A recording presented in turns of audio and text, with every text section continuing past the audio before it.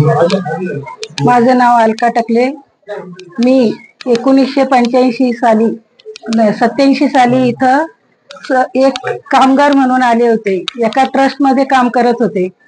ज्या वेळेस मी इथं आले त्यावेळेस हे गाव छोटं होतं, रस्ता दळणवळण काही सुद्धा नव्हतं। हे मंदिर सुद्धा एक छोटस होतं, आपल्या घरा टाईप सारखं। परंतु माझे मिस्टर पहिल्यापासून 9 दिवसाचे उपवास करायचे आणि त्यांना आम्हाला पूर्वीपासून देवीचं वेड होतं। ते दर नवदुर्गामध्ये इथं देवीला पाणी घालायला यायचे, म्हणजे तशी श्रद्धा आमच्यामध्ये बी निर्माण होत गेली। मग आम्ही 9 दिवस पाणी घालून, पण आम्हाला असं वाटायचं ही देवी अशी खाली होती आणि ही देवी म्हणजे स्वयंभू आहे, पार्वतीचा अवतार आहे। महादेवी म्हणजे पार्वती म्हणजे किती महान। आणि श्रद्धेने जर आपण कुठलं काय केलं, आता आपण म्हणतो नुसतं पाया पडलं देवी मला तू हे दे ते दे, तर तसं नाही। देवीच्या पाया पडा, पण मनापासून पडा आणि कुठलाही स्वार्थ न ठेवता पाया पडा। ती तिचं काम करत असते, पण आपल्याला ते कळत नसतं। आणि आपण उगाचच मी नवस केला होता, मी बोलले होते, मी असं केलं होतं, तर ते तसं नाहीये।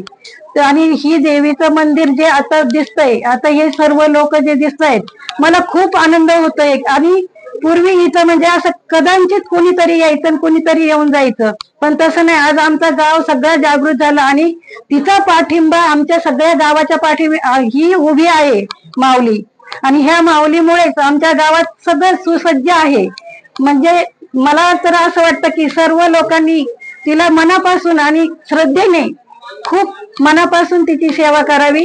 एवढंच बोलून मी 2 शब्द ठेवते मॅडम।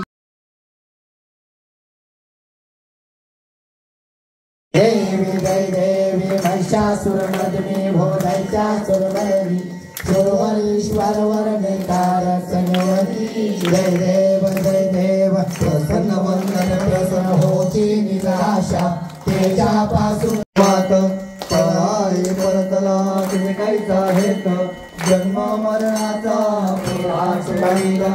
जय देव जय श्री गुरु दत्ता व स्वामी अवधूता आरती ओहाळी तारली भवचिंता।